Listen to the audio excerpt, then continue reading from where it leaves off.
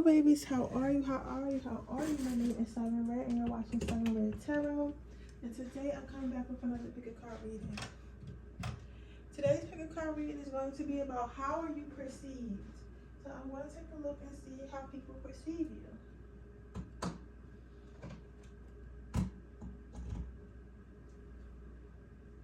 How are you perceived?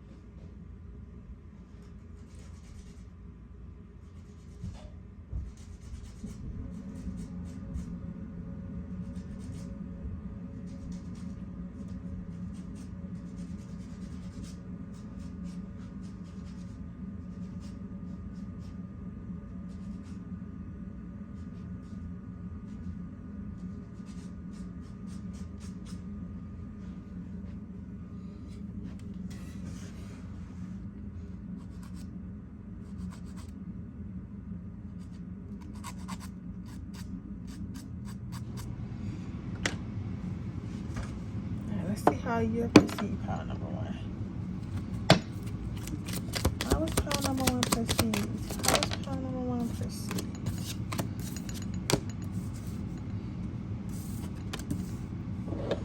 Somebody said your energy feels down today. It is down. I don't know. I usually don't read when my energy is like down or whatever, but I'm deciding to read now because I just feel like I'm trying to make sure I'm giving y'all readings every single day.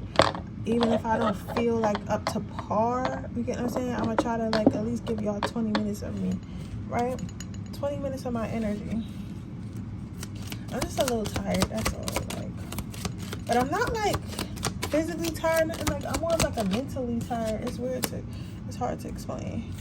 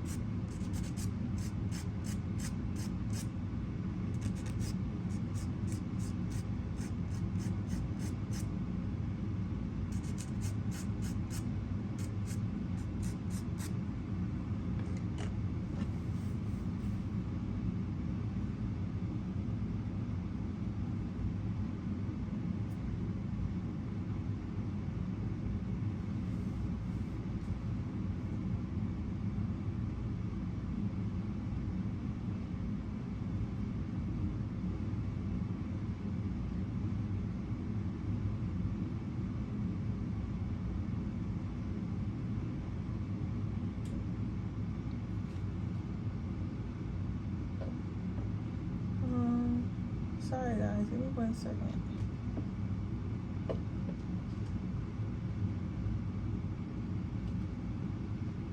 People might perceive you as somebody who is very, like, in their own world almost. Like, kind of like spaced out.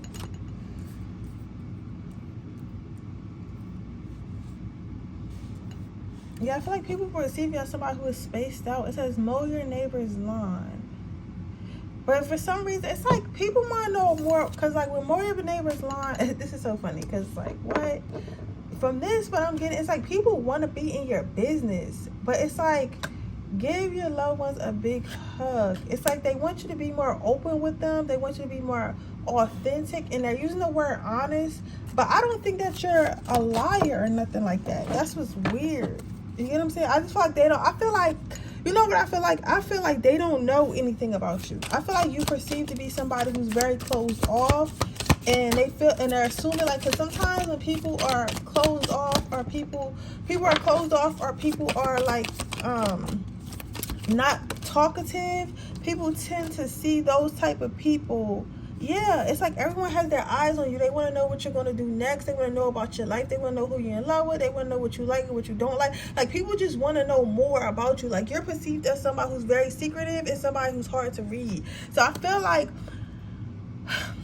like people, like, but yeah, what I was saying was, like, sometimes when you're not somebody who's like a sharer or a people's person, you can be perceived as somebody who is mean, or somebody who is well, not even just me, like somebody who is hurt. They assume that you hurt. That's what I'm trying to say. Like, people have a tendency to assume that you're hurt because you're not as open with them as they're open with other people. And it's not that. It's just that people aren't used to people who have boundaries, because a lot of people don't have boundaries, because as a whole, as a human race, because we were, you know, to need to fit in a hierarchy, and we need to work for the man. And you know how we work, you know what I'm saying? As humans, we were taught to really not think for ourselves, because if everyone thought for themselves, it would be no workers. If everyone thought for themselves, it would be no slaves or nothing like that, and nothing would fucking get done. You know what I'm saying? To be real. So I feel like you having your own mind is like weird to people. So you're perceived as to be as a loner,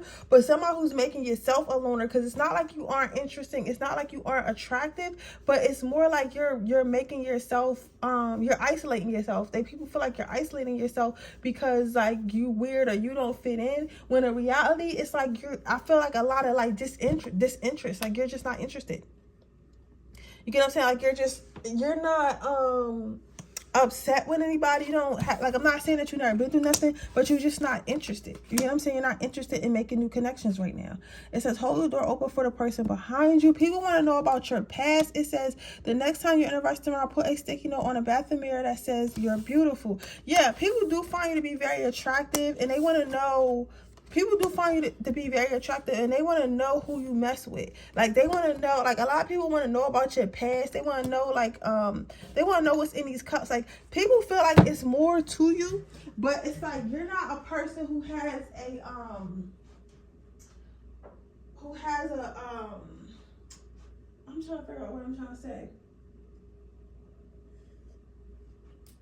You're not a person who has like a shady past. You know how motherfuckers be having shady pasts and shit like that? Or, like, you know, when they was in high school, she was known for something in the style, well, you get or, you know, or he known for having a whole bunch of baby moms or something like that. Like, you're not a person who has a past that anyone could look up. Like, I'm sure you've done your dirt. Cause I hear somebody begging up like, yo, I did my dirt. I'm sure you've done your dirt. I'm positive you've done your dirt. But at the same time, I feel like, yes, you've done your dirt, and yes, you've done things that you necessarily shouldn't have done.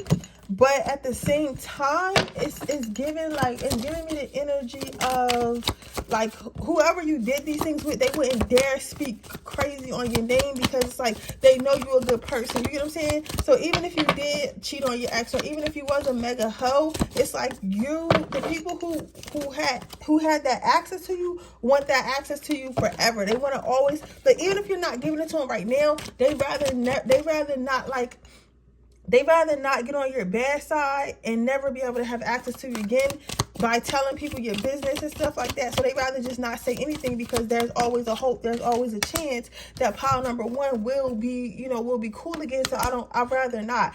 Or also, if it's not even that, I feel like they feel like you don't deserve that. So if you did do some like questionable shit in the past, like with ex-friends, ex-lovers and shit, they feel like you don't deserve to be put on blast. You don't deserve for somebody to be talking shit on you on social media. You don't deserve for people to leak it. You don't deserve that. And they know, like, they would just be hurt. If anything, they would just be hurting themselves, because you've done nothing but be a great person to this person. So that's why it comes off like you don't really have a past. It's like nobody would expose you anyway. So it's kind of like you get away with whatever dirt that you've done in your life. And I don't even feel like you've done a lot of dirt or nothing like that. I'm just saying, like, what you have done, like, people wouldn't dare speak on it, if that makes sense.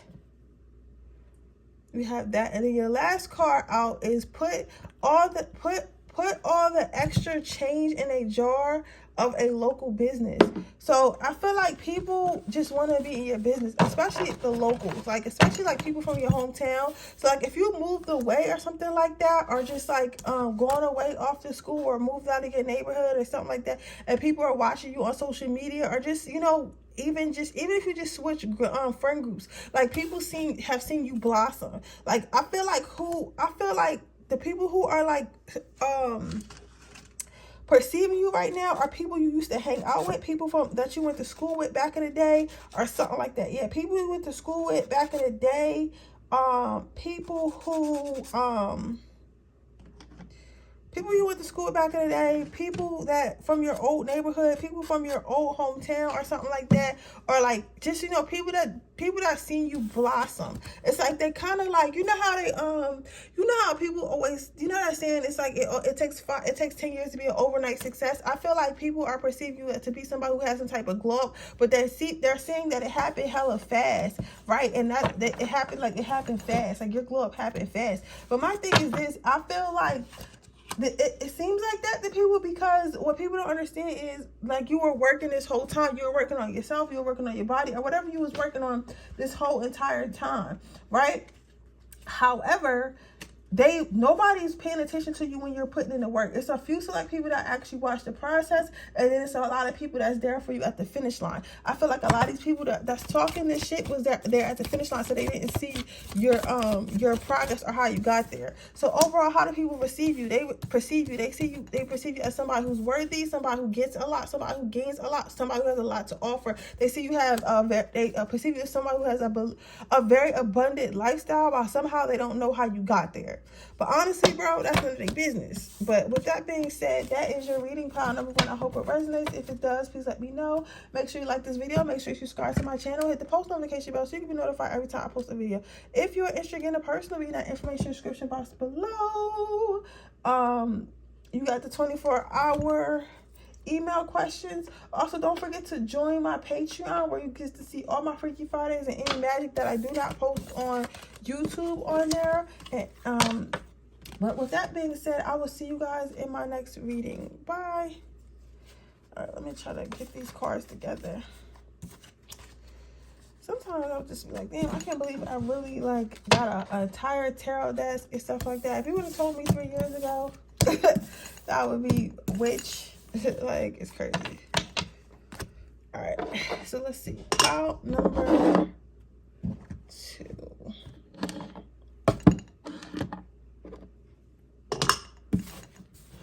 How do people perceive you? How many? How do people perceive you?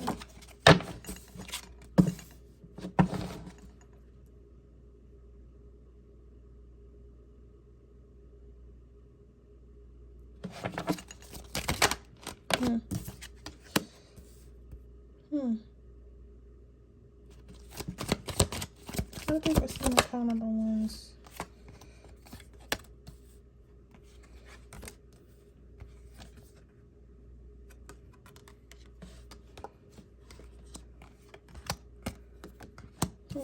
Look at this. Keep that in mind. How many more?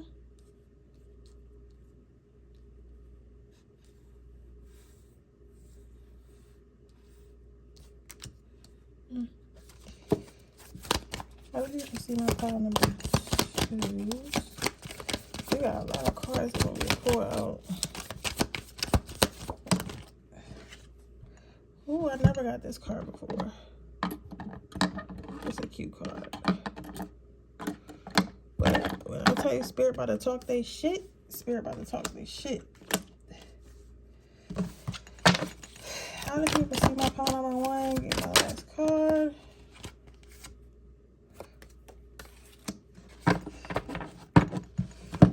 They said I did a Lover's Oracle. You sure? One or two? Okay.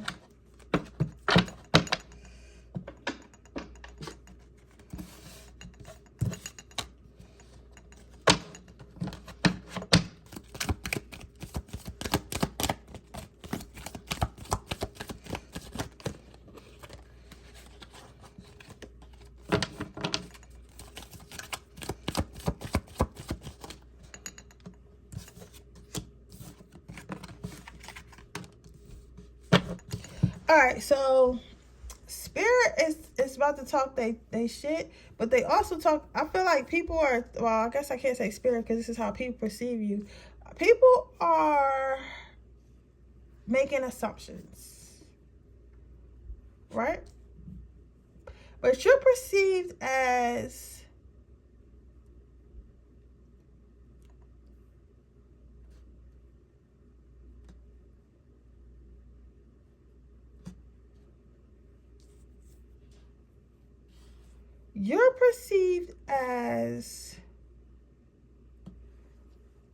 somebody who is very high maintenance with this Queen of Cups. Somebody who's very high maintenance. Somebody who's very, because I'll keep hearing the word stuck up. But you know, like when I be reading, I don't be wanting to talk shit. But I got to remember, I got to tell you what people are actually thinking. So I can't take it personally. So so don't be in my comments like, why would you say that about me? Yeah, I'm not saying nothing. This is what they're saying. So what I'm seeing for you, pile number two, is people have your perception of people is that you're stuck up, but you have no your standards are too high. And again, don't internalize none of this shit. All right, and like your standards are too high, you're stuck up, you have no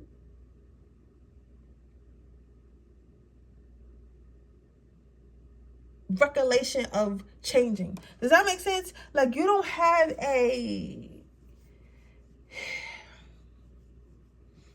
you don't have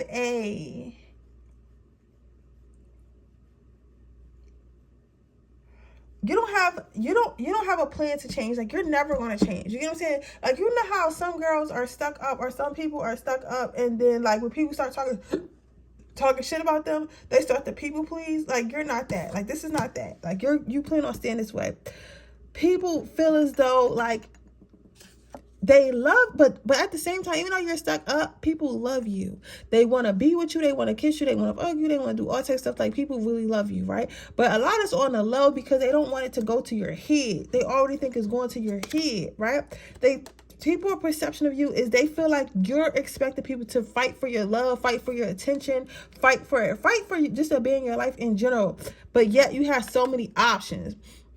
People perceive you as somebody who has a lot of options, a lot of different options as well. Not just regular options. Like people perceive you to be like, if you're a male, like people perceive you to be like somebody who could date like an Instagram model and somebody who could date a nurse, but you will be accepted by, but both of those women are attracted to you. You get what I'm saying? Or like if you're a woman who can date a rapper, but also date a doctor. So they've seen you date doctors and they've seen you date rappers. It's like you're everybody's type. Like no matter what sex you are or what you're into, like you're literally everybody's type. Like even if you're like a lesbian, like femmes like you, studs like you, stems, or you know, I don't know all the terms, but everybody likes you.